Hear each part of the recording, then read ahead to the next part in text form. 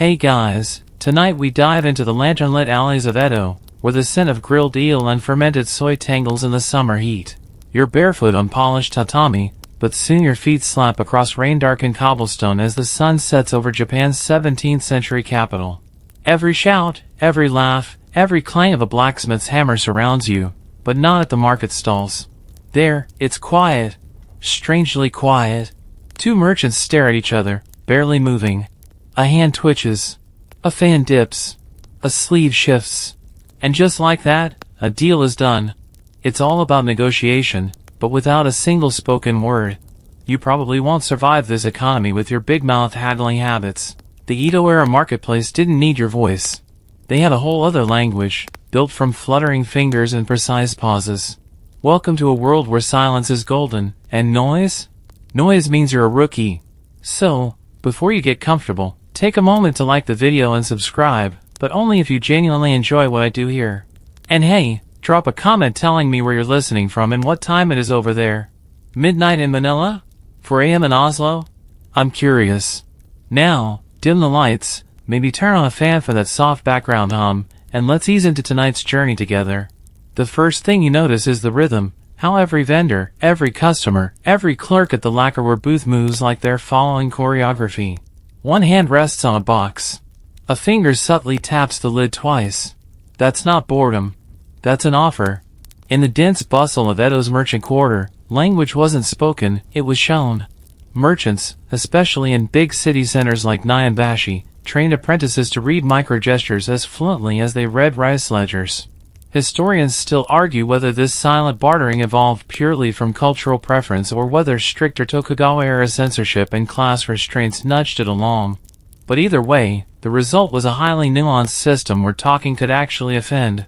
Imagine you're shopping for a small silk pouch. You don't say, "How much?" That's amateur hour. Instead, you linger. You run your fingers across the brocade just once, and meet the merchant's eyes for less than a heartbeat. She nods ever so slightly, and you place 2 fingers gently on the edge of your sleeve. She tilts her fan inward. You blink. She blinks. The deal's done. You both understand everything. And not a single syllable was spoken. A good haggler in Edo was part performer, part telepath. Traders weren't just trying to sell wares, they were protecting face, navigating class expectations, and avoiding the unwanted attention of regulators or overbearing tax collectors. Remember, this was a society obsessed with decorum. Screaming about a 3-mom discount on your tofu blocks was not only crass, it was kind of dangerous. So the market became a place of masks. Not physical ones, although no performers did shop here, but social ones, where every gesture meant something else. Quirkily enough, this led to a subculture of gesture-based gossip. Vendors developed their own regional dialects of signs.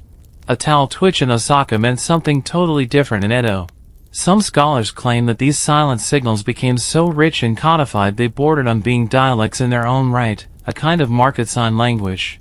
Others argue this is overblown and say that while there was rhythm and intuition, calling it a language is a stretch. Still, when you spend enough time wandering the old rice stalls and kimono shops of Edo, you start to believe the stories. One merchant, it said, could hold an entire 20-minute negotiation using only eye movements and one small wooden abacus. Another famously used the sound of scooping rice, how hard the scoop hit the bin, how slowly it scraped, to indicate final pricing. You'll also notice how rarely people touched coins during these deals. Metal clinking could draw attention.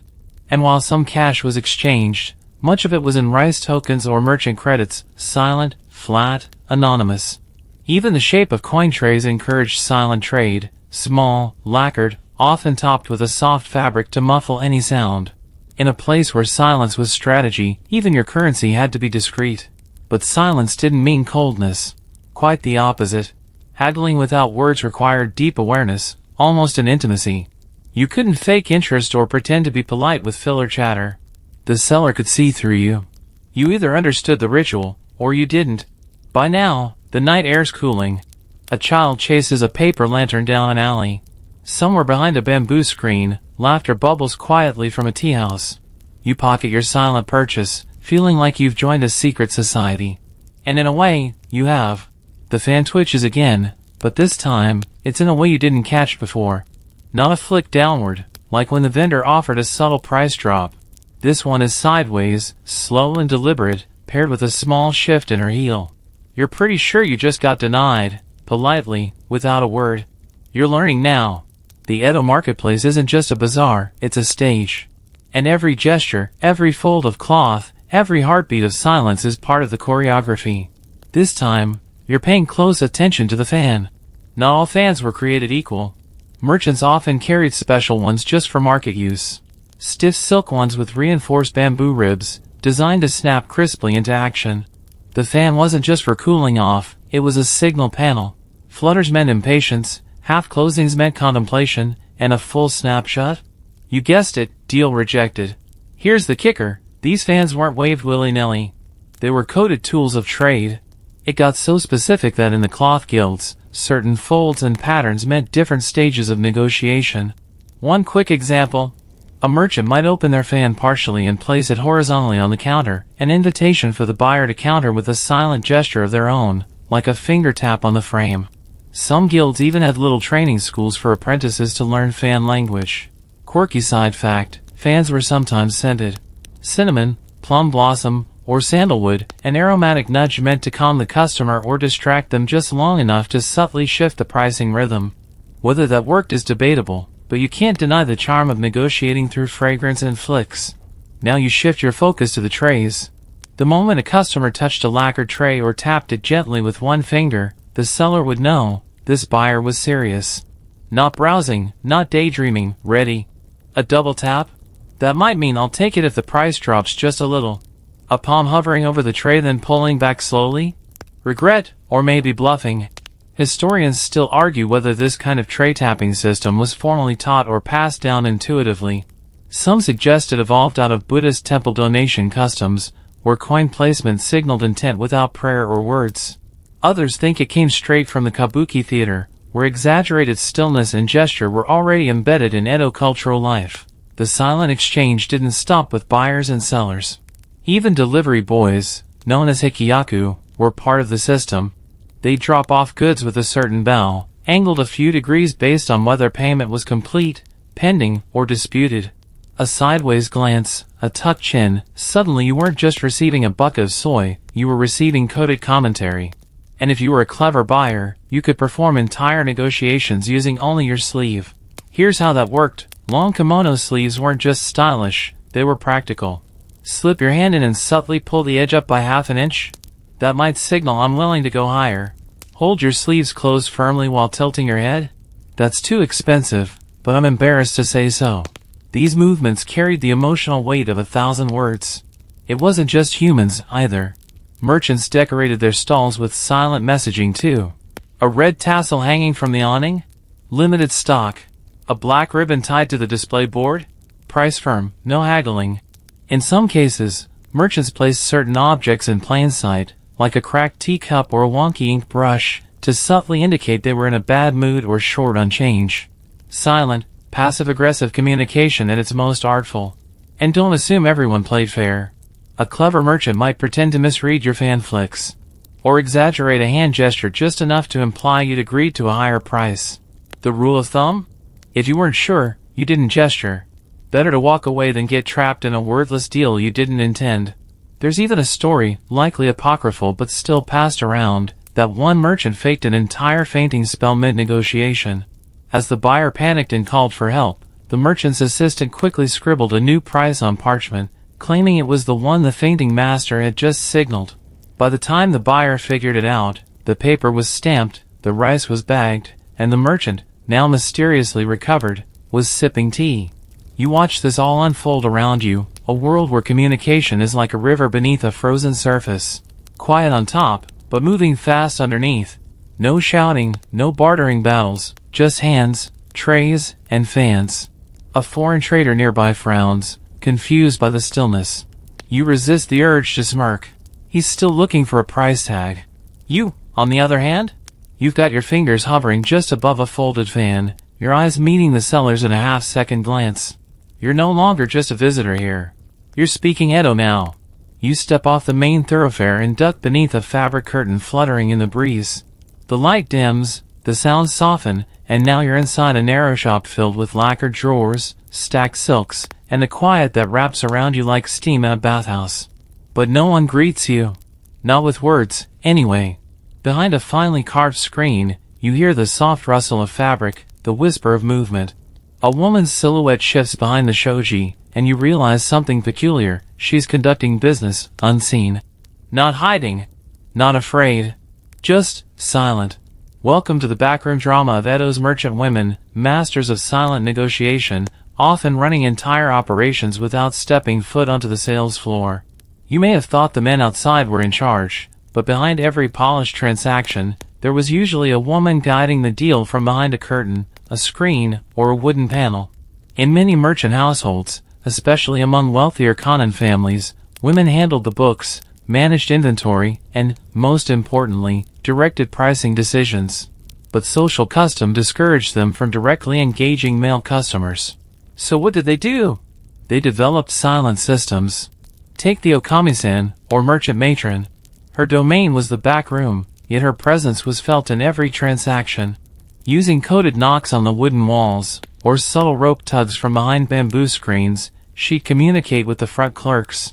One tug meant lower the price, 2 tugs meant hold firm. If she slid open a panel just a crack and raised 2 fingers in silhouette, that was a direct override of the clerk's offer. Quirky detail? Some used clappers, wooden blocks knocked together in complex rhythms to issue price instructions or warnings. Think Morse code, but in 18th century Kyoto silk shops. Historians still argue whether these patterns were unique to each shop or shared among merchant guilds like secret recipes. You stand in the middle of it now, watching a clerk delicately unfold a kimono bolt before a customer, while behind the translucent screen, the matron adjusts a single wind chime on a string. It tinkles once. A price drop. The clerk lowers the counteroffer without missing a beat. It's tempting to think this level of nonverbal complexity was rigid, but it was surprisingly creative. Women merchants would incorporate seasonal changes, incense timing, even the arrangement of teacups on a back table as part of their silent code.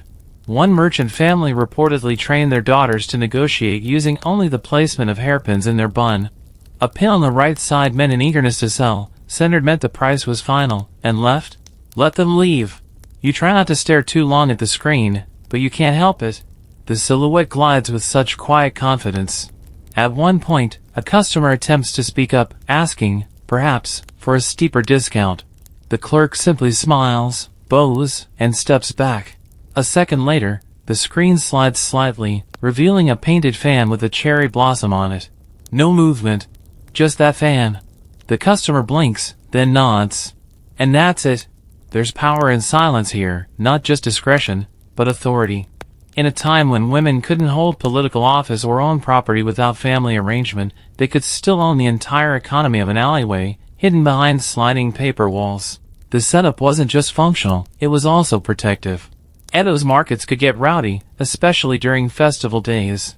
Keeping senior female merchants in the quiet calm of the interior rooms meant deals could be made without distraction, drama, or dicey behavior. And for those who believe in feng shui or spiritual balance, the separation of yin and yang energies in business was more than symbolic, it was strategic. Curiously, the style of this commerce inspired a whole genre of ukiyo-e prints. Artists love to depict the mysterious merchant wife behind a screen, her eye just visible through a sliver in the panel, directing the family fortune like a silent general. These were passive figures. They were economy queens and tabasaks. Some researchers suggest these women may have even influenced geisha communication systems. The use of fans, subtle clothing cues, and layered eye contact in the pleasure districts bears uncanny resemblance to backroom merchant protocols. Did one world inspire the other? Historians still debate the direction of influence. Either way, you can't help but feel you're in the presence of someone powerful, even if you never see her face. You turn to leave, your new purchase wrapped in rice paper, and catch one last glance through the paper screen. A pair of eyes meet yours. Come.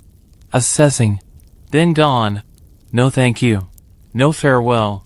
Just the soft thud of your footsteps on the wooden floor and the certainty that you've just been out-negotiated, without a single word spoken. Out here, it's darker. You've left the hushed corridors of the silk shop and now drift through the open-air stalls lining the banks of the Sumida River. Lanterns swing from thin bamboo poles, casting soft gold across crates of pickled daikon and glazed mochi towers. Fireflies hover above the crowds, and the scent of grilled fish flickers through the air like incense smoke. This is where the haggling gets theatrical. It's called the yoichi, the night market, and it's where the silent language of Edo gets louder by going quieter. You're surrounded by people, but you hear so little. No shouting.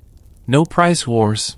Just a murmur of movement, punctuated now and then by the clack of Geta sandals or the sizzle of oil on a skillet. You sidle up to a vendor hawking calligraphy brushes. He nods, barely. You blink. He tilts his head. You raise one eyebrow, carefully. He returns the gesture, and then, after a pause that feels longer than it is, points his fan toward the stack on the left. Deal in progress. But there's something new happening here, the eyes. You start to realize that out here, in the dance of lamplit commerce, the eyes do most of the work. A wide blink, an upward glance, a slow closing of the lids, each has its own meaning. A long stare might be a challenge, a glance away could mean indifference or even disgust. There are so many layers that it's easy to get it wrong. One poor traveler once squinted too long at a kebab vendor and accidentally agreed to buy 20. The skewers were delicious, but his wallet never forgave him. Historians still argue whether this hyper-developed language emerged because of the darkness of night markets or whether it was simply an extension of Japan's broader cultural preference for non-verbal cues. Either way, the system here seems exaggerated. More intense. At night, your voice has to take a back seat, and your eyebrows take the wheel. Watch closely, the old man selling herbal powders across the path. He hasn't spoken all night. Instead, he flutters his eyes while customers imitate tiny expressions back at him. A half smile from him means you know what this powder does. A raised brow from the buyer means how strong is it. A tiny nod from both, transaction complete. It's almost ridiculous. Like everyone is in a silent comedy act. But it works. The crowd flows around you like a stream, and you notice other cues too. Some merchants use fans with painted eyes on them, exaggerating expressions to make things clearer. One carries a fan with a giant painted wink. Another's has angry eyebrows and teeth. It's part joke, part tool. Even in Edo, meme culture had its place. Then there's the food stalls, where eye contact can get competitive. One seller of grilled rice balls uses exaggerated eye rolls to mock customers who hesitate too long. Another flicks his eyes from the dumplings to your coin pouch with mock impatience. You chuckle. He chuckles. Then he slides an extra skewer into your packet without a word. Quirky tradition? Some night vendors wore Okame or Hayatoko masks, comical, exaggerated faces. Ostensibly it was for fun or protection against spirits, but in reality, it made silent bartering even trickier. Customers had to read tiny eye shifts through tiny mask holes. Some vendors even got reputations for being mask merchants, specialists in high-stakes silent sales. And yes, people cheated. Buyers might fake wide-eyed innocence to get a better deal.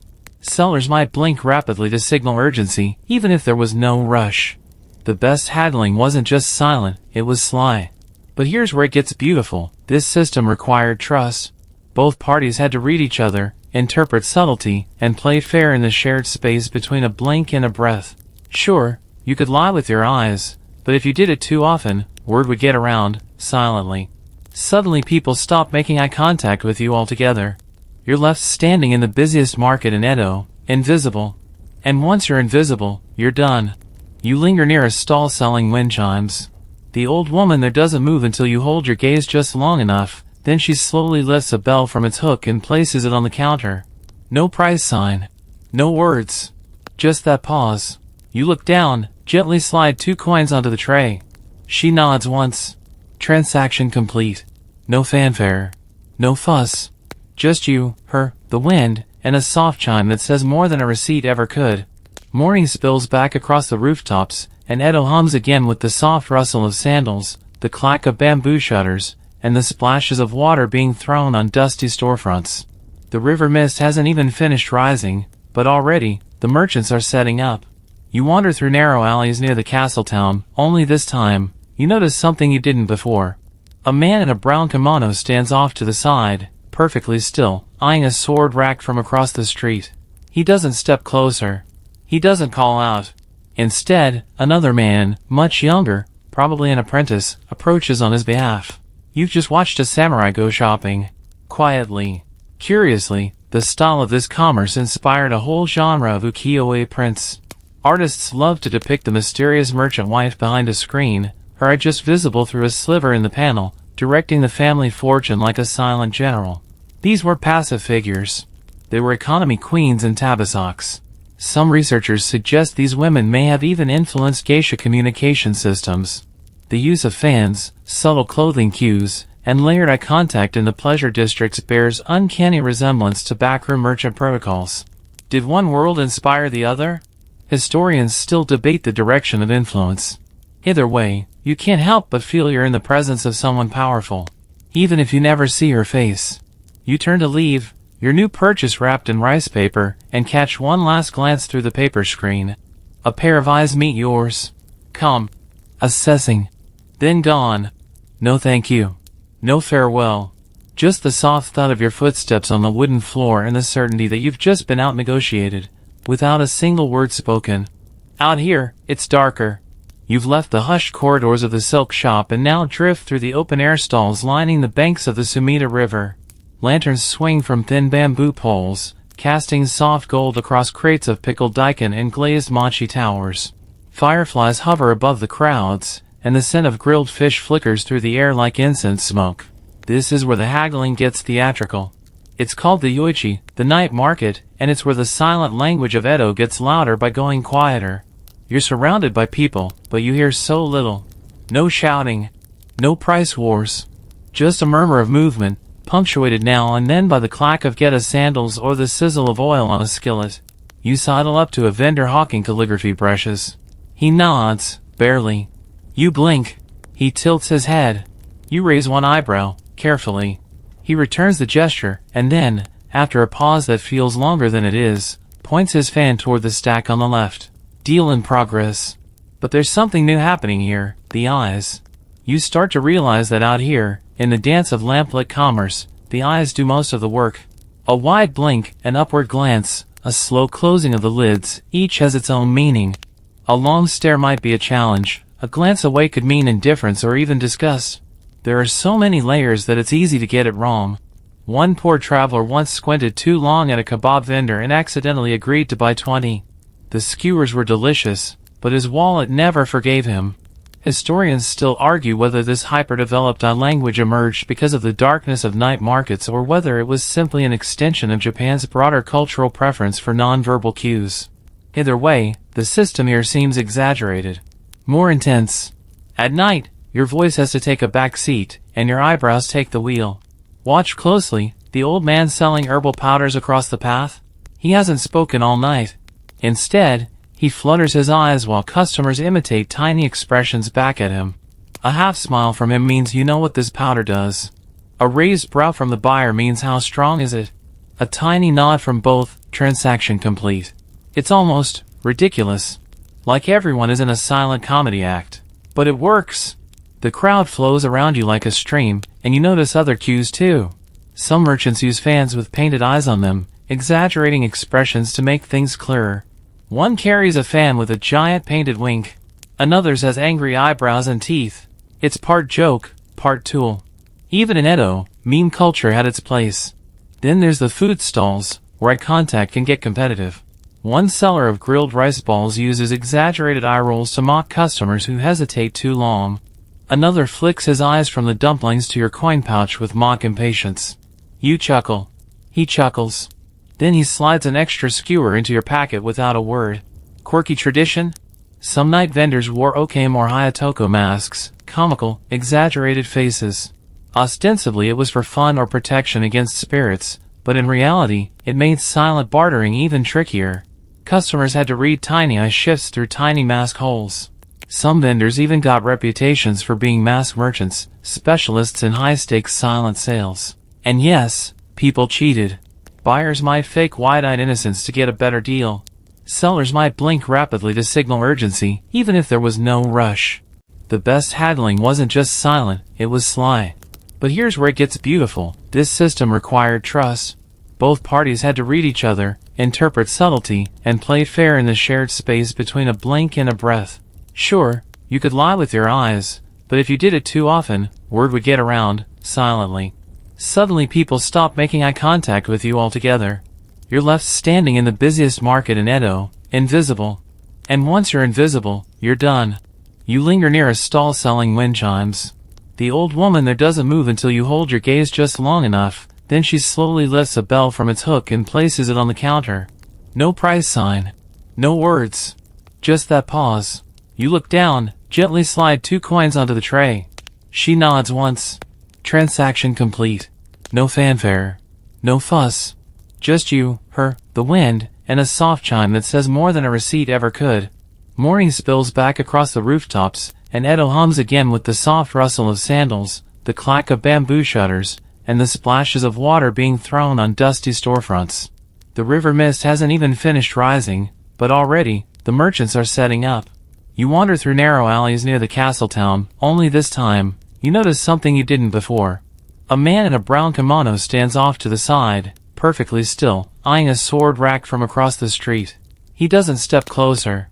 He doesn't call out. Instead, another man, much younger, probably an apprentice, approaches on his behalf. You've just watched a samurai go shopping.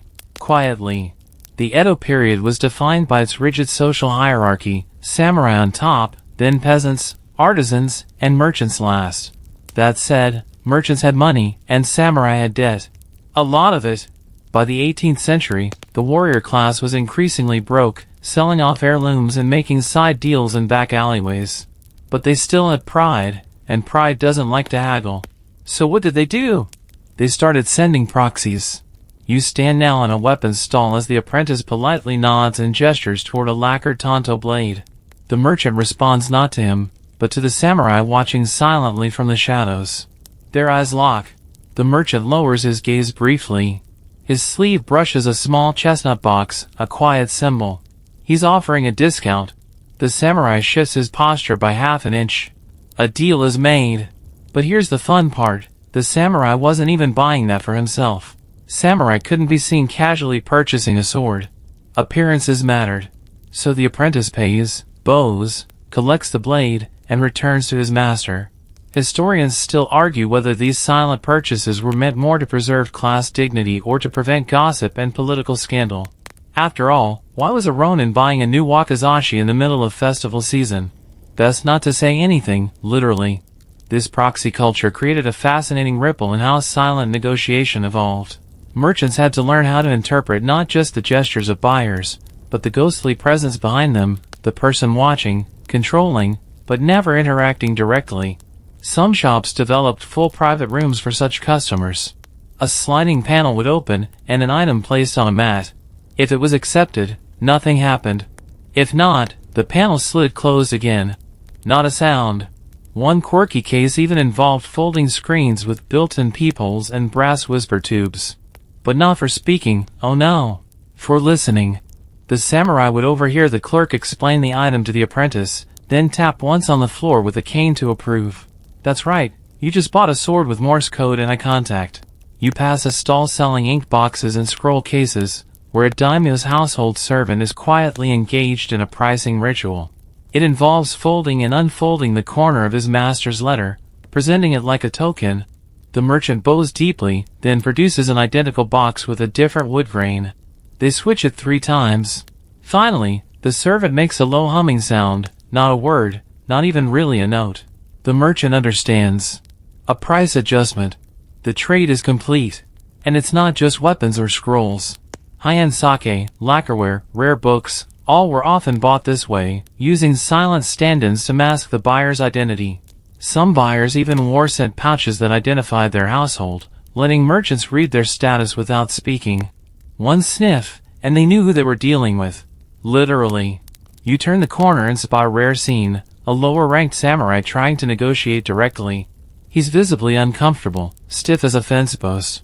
The merchant bows too many times. The samurai doesn't know when to signal. It's like watching a giraffe try to climb a ladder.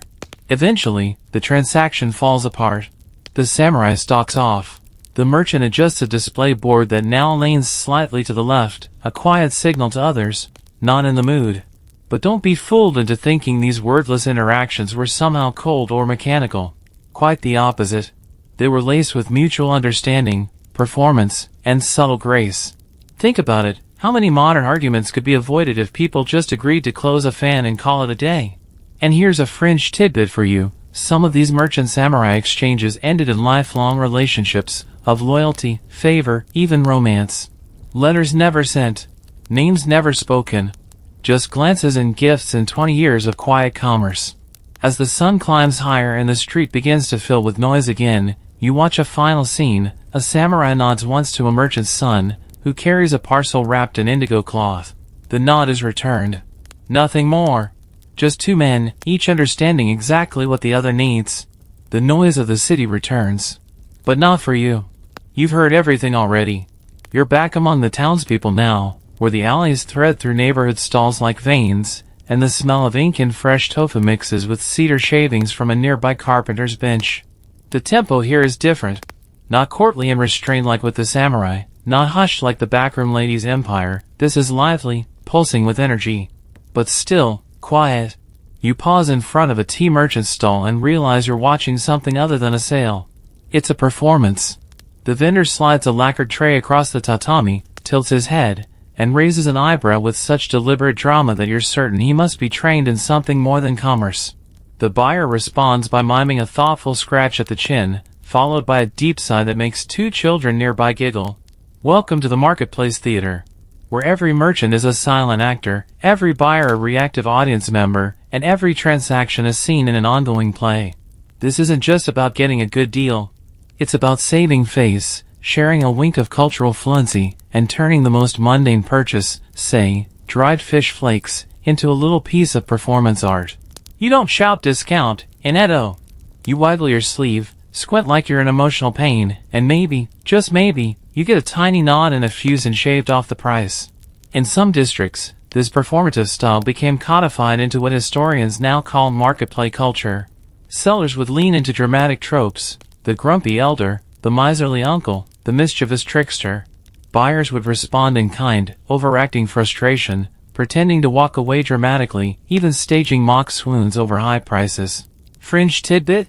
In one Osaka neighborhood, a merchant family became famous for selling ink using kabuki mode haggling. They wore partial face paint and mimed exaggerated emotions during every sale.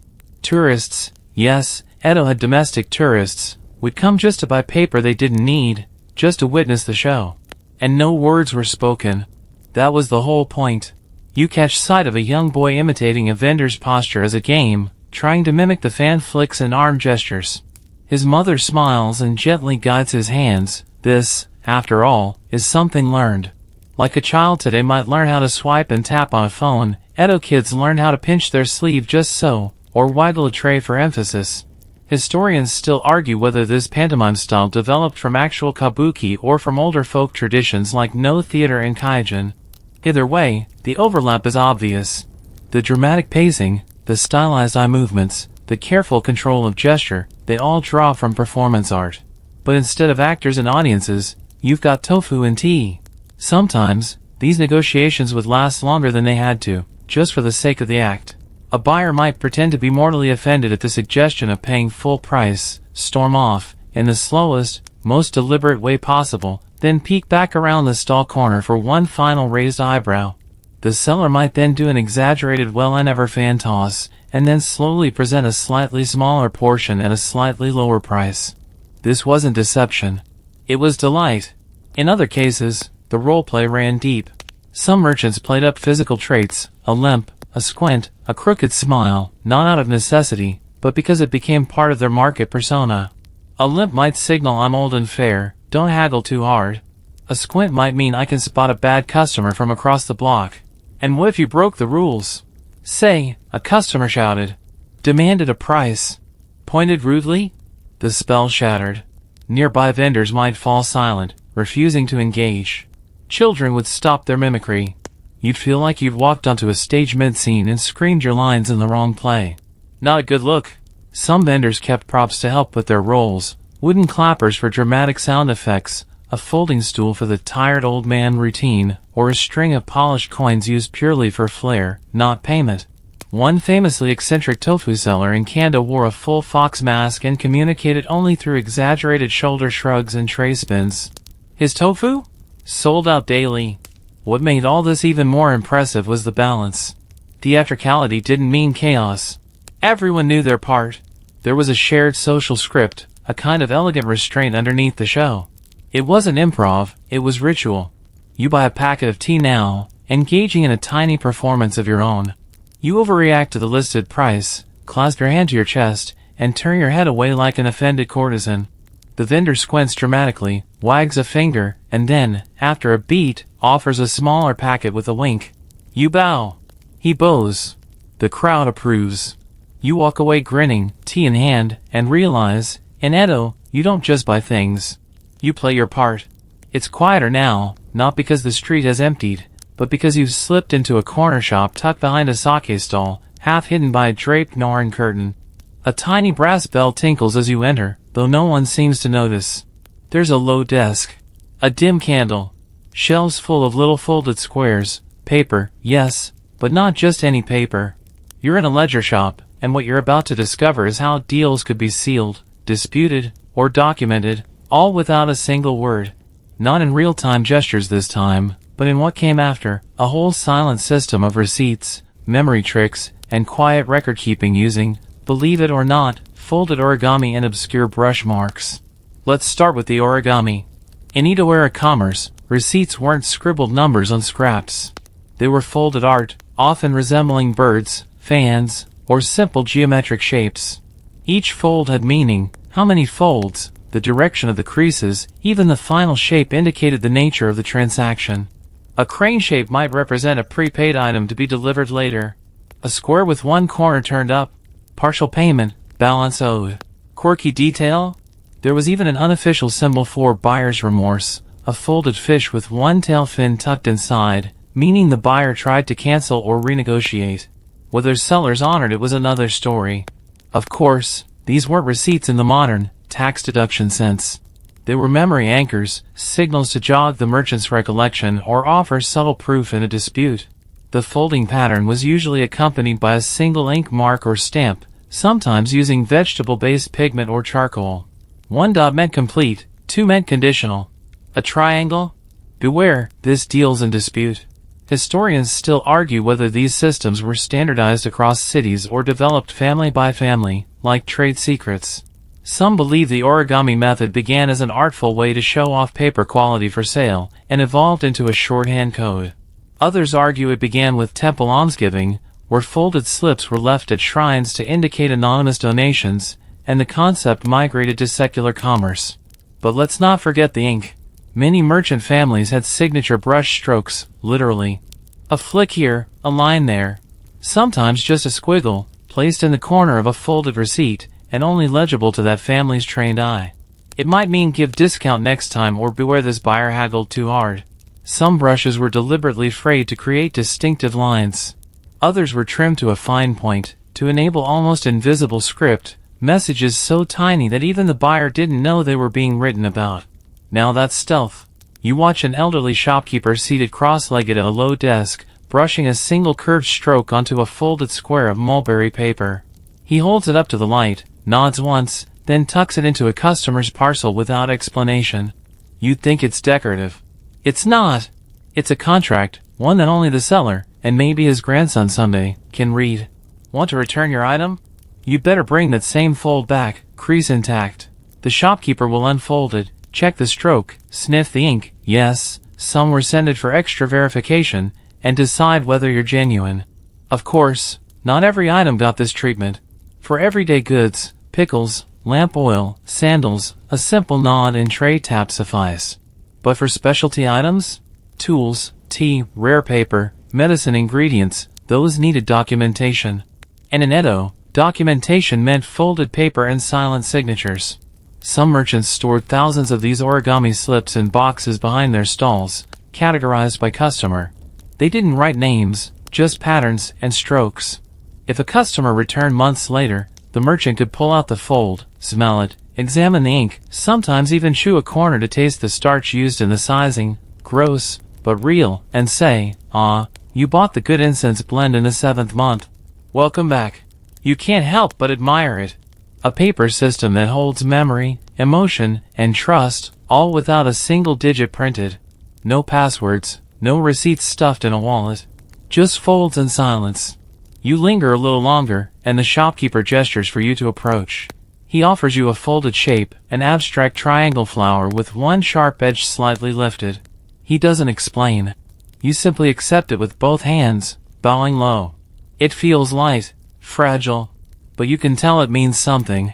You slide it into your sleeve and walk out into the warm light of afternoon, knowing you've been marked. Not in ink, but in memory.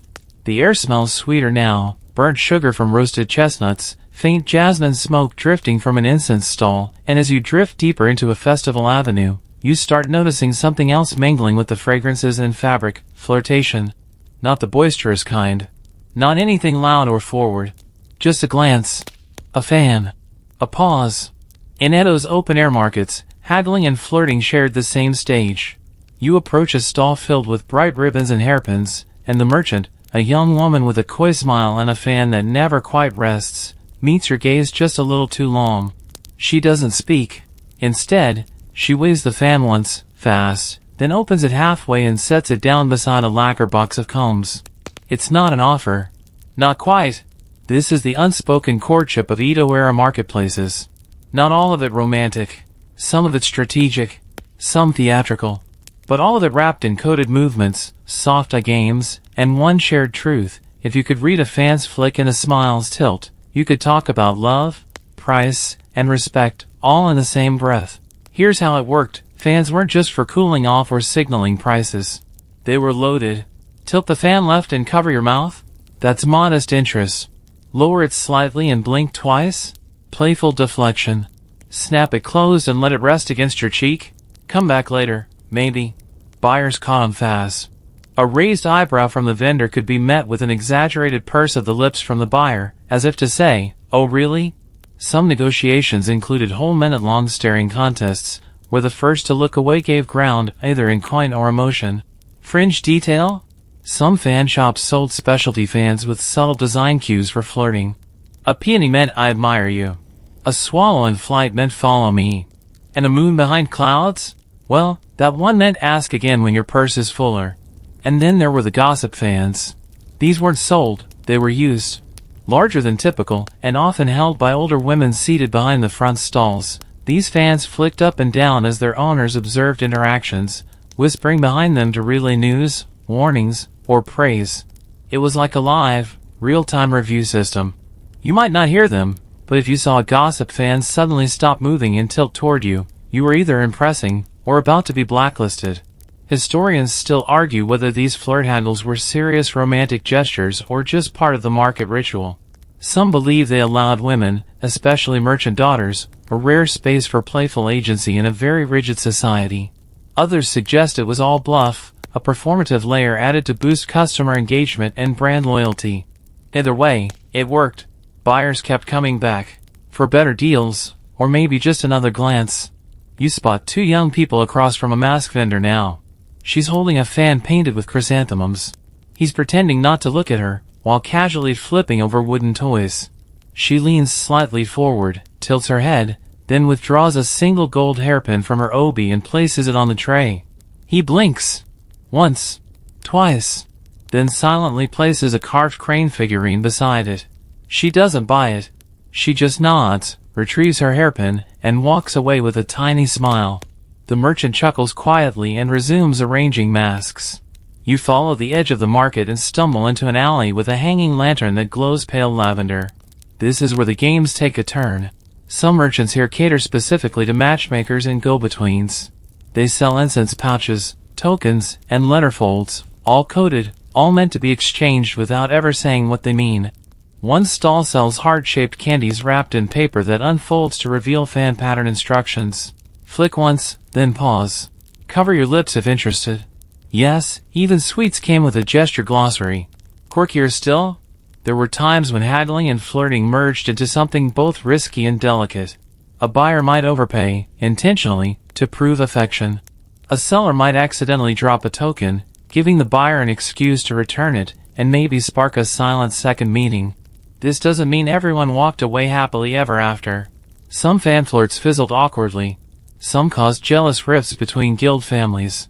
One famous incident involved a merchant's daughter who used coded fans to woo 3 buyers simultaneously, causing such scandal that all 3 shops were blacklisted from the district for an entire season. So, was this love? Was this commerce? Was this some strange intersection of both?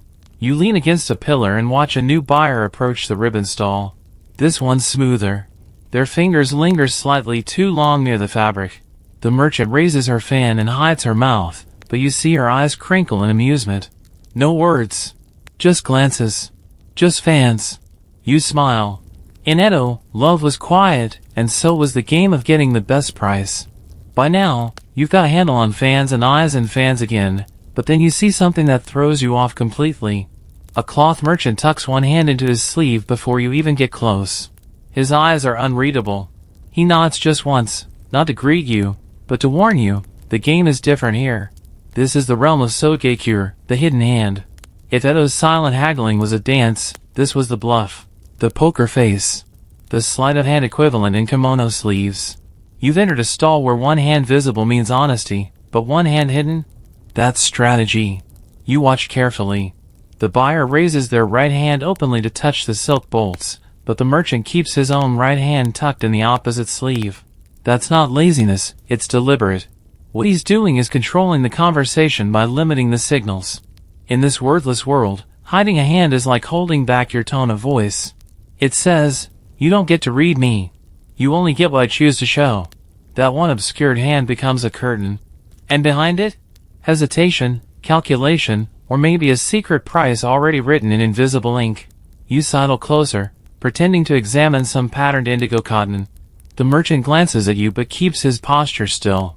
Then, in a motion so small you almost miss it, the hidden sleeve shifts. A ripple in the fabric. A quiet suggestion. The buyer reaches into their own sleeve, mimicking the motion. Just like that, the haggling has begun. Historians still argue whether this custom grew out of necessity or theater. One school suggests that during periods of social tension, especially when class or gender made open negotiation taboo, the hidden hand method was a workaround, an elegant dodge. Others believe it originated with street gamblers, who turned the gesture into part of a bluffing game that bled into civilian life. Quirky detail? In some towns, the kind of sleeve you used mattered. Right sleeve meant hard bargain. Left sleeve meant soft offer. If you tucked both hands into both sleeves, that meant you were walking away, or pretending to. And this wasn't just about sleeves either. Some merchants took it further, using props or physical placement to obscure intentions. One seller of inkstones would deliberately stack his wares so he could shield certain ones from view, signaling scarcity, or baiting the customer to ask, "What's behind there?" Spoiler, it was always the more expensive option. You glance down now and see an elderly customer using a cloth pouch to signal intent. She holds it lightly, mouth of the pouch closed. If she loosens it, that's a subtle way of saying, "I'm open to talk." If she tightens it again mid-gesture, that's withdrawal. Not angry, just final. The merchant doesn't react with words. He simply withdraws his hidden hand and folds it atop the other, ending the negotiation with a bow. And let's be honest, this system had its fakes. Some vendors would pretend not to understand a hidden hand gesture, giving themselves an excuse to drive the price up. Others would swap hands mid-transaction to confuse the buyer, a trick that earned the name two-sleeve shuffle in certain merchant circles. Eventually, guilds started training their apprentices not just to watch hands, but to track shoulder tension. Yes, shoulders. Because the real tells weren't in the hands, but in the tiniest shifts of muscle under the layers of cotton. You give it a try now. You tuck your left hand into your sleeve, tilt your head ever so slightly, and place one foot behind the other, a posture that says, "I might buy, but not yet." The merchant across from you mirrors the stance. A pause. Then he draws his hidden hand out, holding a folded square of cloth. You didn't say a thing. But the message was clear. This cloth merchant? He's offering something extra. Not cheaper, but better. Maybe he respects the game you just played. Or maybe he's impressed you knew to use your left hand. You bow, accept the cloth, and offer 2 coins with your other hand still tucked away. He receives them without a glance. Transaction complete. Performed entirely with partial visibility. As you step away from the stall, you realize something funny. In the loud, crowded present-day world, people try so hard to be seen. But here, in Edo, power came from what you chose to hide. A festival is in full swing now. You step into it like someone walking into a dream painted with firelight. Lanterns dangle from poles and rooftops, their red paper bellies pulsing like warm hearts. Streamers fly between stalls, music rises from bamboo flutes and taiko drums, and voices, still soft, still careful. But there's something new in the air, something flashing, snapping, fluttering. You follow it like a firefly and find yourself in a tight square lined with painted flags, hand fans, and, of all things, competitive gesturing. Welcome to the fan war. It's not as dramatic as it sounds. No one's flinging blades or leaping over rooftops. But this, right here in the middle of the festival square, is where the quietest merchants get the loudest, by turning silent signals into full-blown spectacle. It starts with fans. They're not just for cooling off or closing a deal. Tonight, they're weapons of flair, tools of rivalry, even fashion statements. You watch a seller flick open a fan decorated with a carp swimming upstream. He holds it up like a standard, wrist loose, elbow cocked. His competitor across the way answers with a crimson fan printed with maple leaves, flipping it open with a sharp snap and placing it sideways on his display rack. It's not just style. It's code. These fan gestures, their angle, their rhythm, their timing, have turned into a kind of visual duel. Who can outmove, outsignal, outsilence the other? And the audience? Well, that's everyone in the square, watching, interpreting, and quietly judging who's winning. Historians still argue whether these fan wars were born from festival flair or if they evolved from older martial traditions. After all, folding fans, tessen, were once used by samurai, not just for breeze-making, but for deflecting small blades and delivering code on the battlefield. Over time, the symbolism filtered into civilian life. Tonight, though, the battlefield is economic. The warriors, rice vendors, silk sellers, tobacco dealers, all trying to sell without saying a word, but doing it louder than the stall next door. You catch on quickly. A fan tilted upward might mean prices rising soon. Sideways? Limited stock. Tapping the fan gently on the palm? Special deal, but only if you ask with your eyes. A merchant might raise both fans, cross them theatrically, then bow. That's the equivalent of a full market mic drop. There's humor too. One clever seller draws a face on his fan and uses it to mime reactions to the buyers. If someone hesitates, he flips it to a disappointed face. If they start to walk away, he opens it wide and waves goodbye in an exaggerated slow motion, making onlookers laugh and drawing more attention. The fans aren't just tools, they're props. Quirky twist? Some buyers bring their own fans to play along. One man near you holds a tiny folding fan painted like a purse. He uses it to hide his reaction when the price seems too high. Another buyer mimics a shrug using just a fan and shoulder dip. The seller catches the joke and spins his own fan once in reply. It's like kabuki, but for discount seekers. Even kids get involved. They wave tiny toy fans painted with dragons or rice bales, trying to copy their favorite merchant's flourish. Some vendors toss extra sweets or trinkets to children who manage a particularly elegant flick or bow. And yes, sometimes, it gets ridiculous. One seller spins 3 fans at once, nearly losing one to the wind. Another uses a fan shaped like a fish, flopping it dramatically whenever someone passes without stopping. It's all in good fun, but underneath it? Strategy. These gestures draw eyes. Eyes bring attention. Attention brings sales. You notice that certain fan colors dominate specific product types. Green fans for herbs and teas. Gold for fabrics. Blue for bath goods. This unofficial code helps buyers orient themselves in the chaos, no map required. Fringe detail? Some guilds issued fan licenses to their members, granting the right to use specific patterns or symbols during official markets. A chrysanthemum burst might mark a master-level seller. A mountain pattern? Traveling merchant. Lose your fan? Lose your privileges. And when the night deepens, something even stranger happens. 2 stalls at the edge of the square engage in a full-on silent fan duel. One merchant flicks his fan down, then across, then up.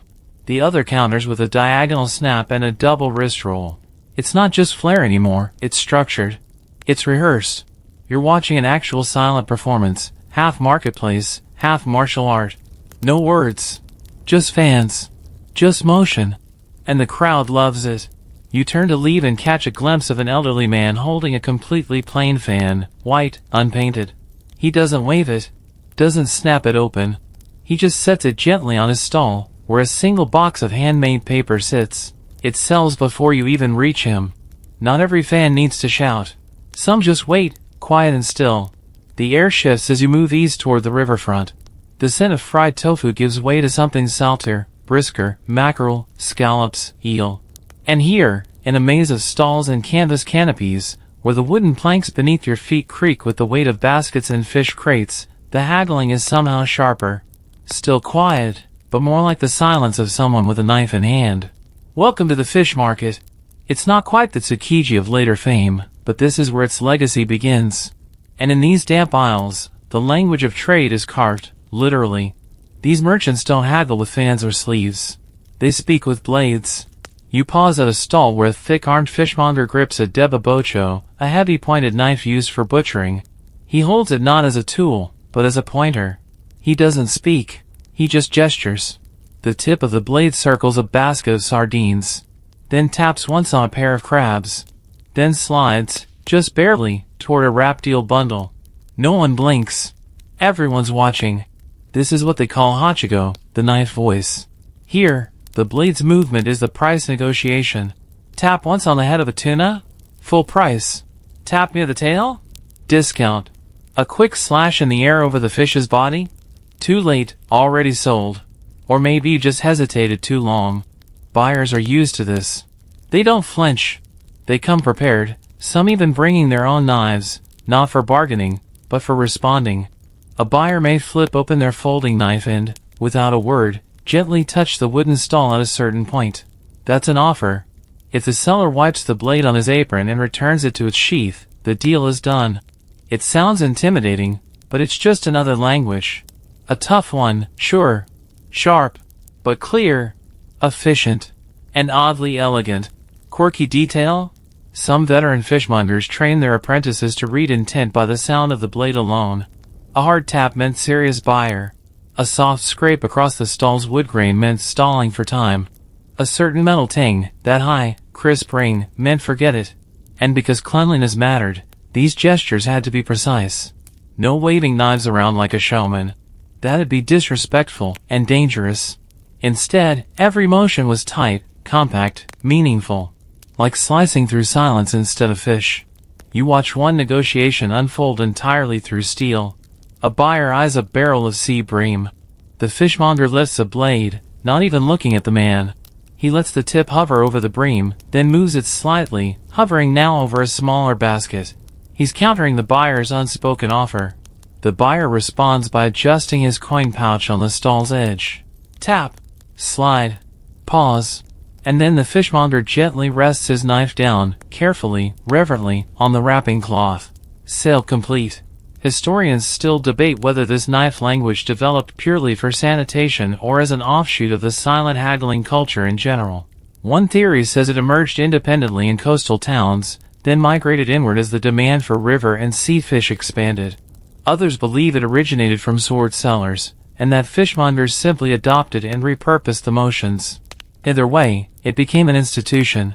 You move farther down the row and notice that some fishmongers use not just knives, but scrapers, shells, even water ladles.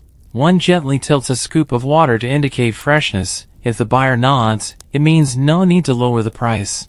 If the buyer cups their hands and mimics pouring, they want a price that reflects today's heat. Fringe tidbit? Some stalls didn't use knives at all. They used cuts. Fish would be pre-sliced not just for display, but for communication. A diagonal cut across the body meant firm price. A vertical cut meant negotiable. And if the tail was removed entirely, that meant reserved. Don't even try. You try it yourself now. You want a small bundle of dried squid. The vendor, seeing your interest, holds his knife, not toward the product, but toward you. Then slowly, respectfully, he places it on the stall, edge inward. It's a gesture that says, you first. You match his gaze. Slide 2 coins forward, just barely crossing the shadow of his blade. He wraps the squid without a word. And you walk away with something more than dried seafood. You walk away with the feeling of having spoken fluently in a language you didn't even know you were learning. In Edo, even a knife knew how to whisper.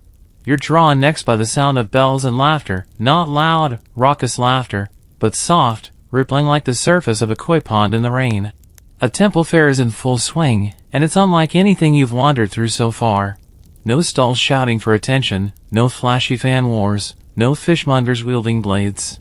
Just slow-moving crowds, soft chants, the rustle of robes, and quiet rituals that blur the line between worship and trade.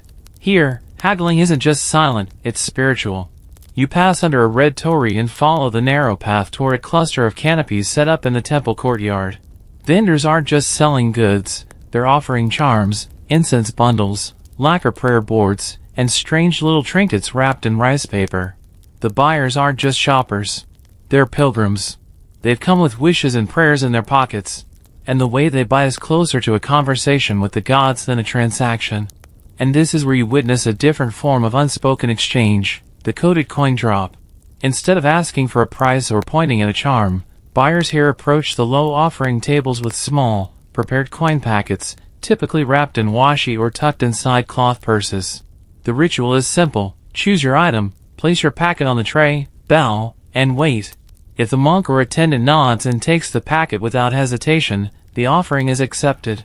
If they pause, or gently push it back with the edge of a fan, it means the amount is too low. Try again. No shame. No confrontation. Just ritual. You watch as a middle-aged woman approaches the incense vendor. She selects a pine bundle, places her packet down, then quickly pulls it back and replaces it with another, slightly thicker one. The vendor tilts his head, fingers the edge, then slides it beneath his sleeve. Transaction accepted. Charm granted. The items themselves aren't labeled. Sometimes, even asking about their purpose aloud is frowned upon. You're meant to feel your way through. Want to know what the fox-shaped pouch does? You'll have to guess. Or trust. Or come back after a dream nudges you in the night. Historians still argue whether this hush was due to temple reverence or because the line between magic and marketing was very thin here. Some scholars suggest that many of these spiritual transactions were actually early forms of crowdsourced funding for temple maintenance. Others say no, this was always about faith, not commerce. Either way, the silence held power. Quirky detail? The weight of your coin pouch mattered. Heavier pouches signaled generosity, humility, or desperation, depending on the temple. Some even used sound. If your coins clinked as you set them down, that was seen as flashy, a little crude. The more refined patrons wrapped their coins in cloth or tied them in braided rice straw to mute the sound entirely. In spiritual haggling, volume was vanity. And then there were the coded objects. A red string laid across the tray meant offering accepted, but item not for sale. A lotus-shaped paper folded beside your coin? Come back tomorrow. And if a vendor placed a single grain of rice on your pouch? That was a silent blessing. Your request had been heard, but the result wasn't guaranteed. The gods, as always, had final say. You step into a quieter corner of the fair now, where a row of tiny stalls sells Emma, wooden prayer plaques. Buyers choose one, draw a small image or write a wish, then hang it. But the hanging location matters. Left side of the rack for love, right side for health, top edge for travel. You see a girl stand before the rack, Emma in hand, hesitant. She hangs it top center, then removes it and shifts it lower, almost to the ground. It's not a mistake. That position means I'm asking for something I feel unworthy of. No one says a word, but everyone understands. Fringe detail? There were once entire subfairs at temples where people came not to buy charms, but to trade them, quietly. One gesture, one item placed on a mat, another gently slid across in return. A woman offers a crane-shaped charm for safe childbirth, another responds with a painted pebble meant to calm dreams. No money changes hands. Only symbols. You buy something now, though you're not quite sure what it is. A soft pouch of warm rice husks wrapped in cloth stitched with plum blossoms. You place your coins, bow, and wait. The monk doesn't look up, but he reaches forward, slowly, and accepts your offering. He doesn't speak. You don't ask. But the moment feels complete. You slip the pouch into your sleeve and walk back into the light, past the amaraks and incense trails, and back through the torii gate, carrying a small, unspoken prayer, bartered in silence. The wind picks up as you wander into the narrow alleys behind the paper shops, your sandals brushing against gravel paths lined with crates and shutters. It's quieter here, not the practiced quiet of ritual markets or the cheerful hush of festival crowds. This is something else entirely. A silence that resists, that refuses. You're entering a time not of custom, but of conflict. It began, they say, when the tax ledgers got too thick, and the officials got too bold. New fees, new inspections, sudden quotas on how much a vendor could display or what could be sold on certain streets. And when the officials came asking questions, the merchants stopped answering. Literally. This is the story of when Edo's traders used silence not for tradition, not for subtlety, but for protest. You turn a corner and come upon a shuttered stall. A brush cellar. No lanterns lit. No fans displayed. No vendor in sight. But beside the stall sits a lacquer tray, neatly placed, with a folded square of paper resting on top. No writing. Just a single ink stroke in the center, a black swirl. It means, do not ask. We are not talking today. Welcome to Chimichurri, what modern historians sometimes call the quiet strike. Historians still argue whether this was a formal, coordinated protest or a naturally evolved reaction among guilds under pressure. But the records are clear. During certain periods of the Edo era, especially when merchant taxes were increased or policies abruptly changed, some market districts responded not with petitions or violence, but with organized silence. No words. No gestures. No sales. Customers would arrive to find stalls manned, products displayed, but no acknowledgement. Merchants would simply sit behind their tables, eyes lowered, hands still. Quirky detail? Many used props to symbolize their resistance. A closed fan lying across a display meant business pause. A folded obi belt laid over a tray? Unfair treatment. Some even used decorative sweets shaped like ears with tiny cloth knots in them, mocking the idea that they were listening to government demands. You pause near a tea vendor who sits completely motionless behind his tins. He sees you. He registers your presence. But he does nothing. Even when you touch a pouch of sencha or set down coins, there's no response. Just his still hands and his silent refusal. This kind of protest carried weight. For one thing, it wasn't technically illegal. The merchants weren't gathering, rioting, or publishing anti-government tracts. They were simply not talking, not selling, not playing the game. It frustrated the authorities to no end. How do you punish a whole district that refuses to acknowledge you're even speaking? Of course, this wasn't without risk. There are stories of vendors fined or detained for obstruction, though records are vague. One famous papermaker was reportedly ordered to reopen communication or lose his license. He responded by setting a paper fan on fire outside his stall.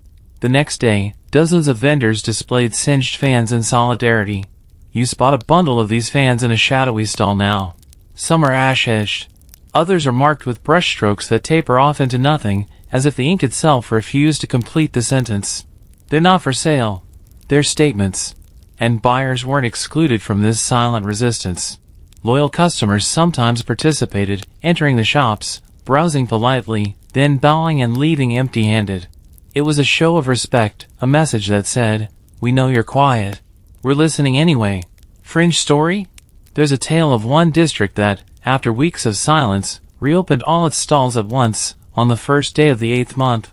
But instead of returning to normal speech, the vendors continued with a new, deliberately exaggerated version of silent trading, almost mocking the old rules. The city magistrate is said to have visited and left red-faced, unsure whether he was being honored or ridiculed. You walk now through this quiet corridor. The stalls are still filled with wares. The candles are still lit. But no one gestures. No one blinks. Even the wind, somehow, seems to pass by more slowly here. And though no one has said a word, you can feel it. This isn't just business. It's message. It's defiance. It's unity stitched with stillness. And in a city where silence often speaks, this silence shouts. You leave the silent protest behind, its stillness echoing in your steps, and return toward the busier quarters where trade flows like koi in a crowded pond, vivid, restless, hungry. But something's different now. The cadence has changed. The stalls you pass feel louder, not just in sound, but in presence. Barking, pointing, voices raised in bartering tones that would have drawn disapproving stares just a few years earlier. You've entered the era of arrival, when foreign ships crept closer to Edo Bay, and with them, new customs, new clothes, and new noise. The old ways haven't vanished entirely. You still catch a few fan flicks, a sleeve tuck here and there. But they've been layered over, interrupted by the habits of outsiders who bargained with booming voices and waving arms. Westerners had landed, and silence was no longer the default. You pause near a stall where a Dutch trader in heavy wool leans into a merchant's personal space, jabbing a gloved finger toward a lacquer box. "Too much," he says, audibly, loudly, in Japanese. Badly. The merchant stares at him, eyes unreadable, then slowly, deliberately folds his arms and lowers his head. A bow not of welcome, but of dismissal. You've just witnessed the collision of two economies, one built on gesture, pause, and performance, the other on verbal assertion. And it wasn't always smooth. Historians still argue whether Edo's merchants resented the intrusion or adapted it out of sheer practicality.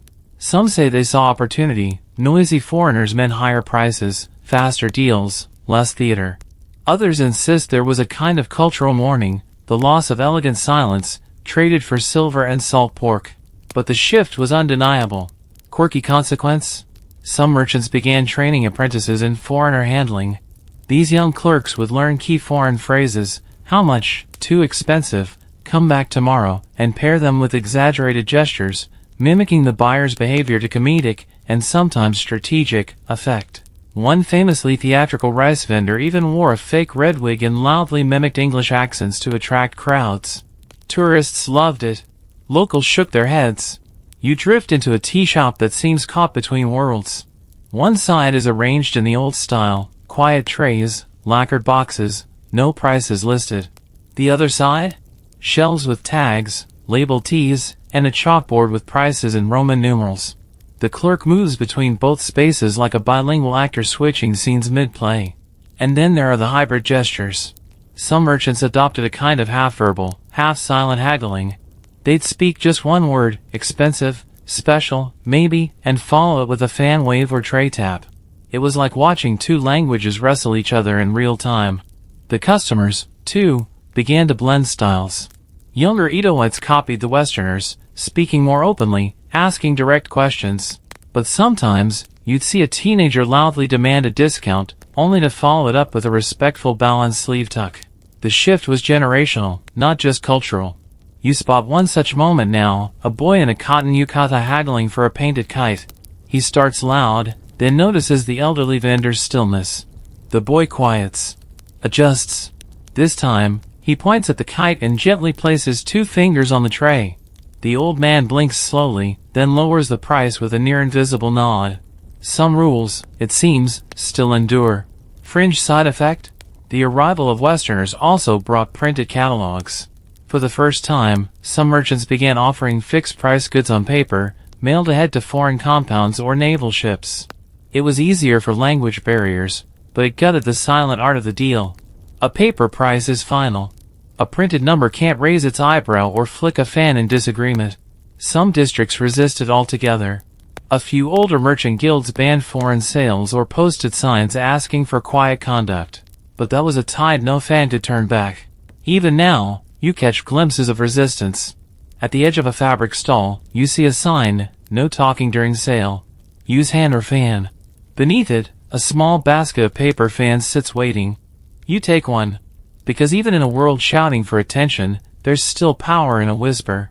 You've wound your way back into a quieter street, dusk settling gently across tiled roofs and paper lanterns.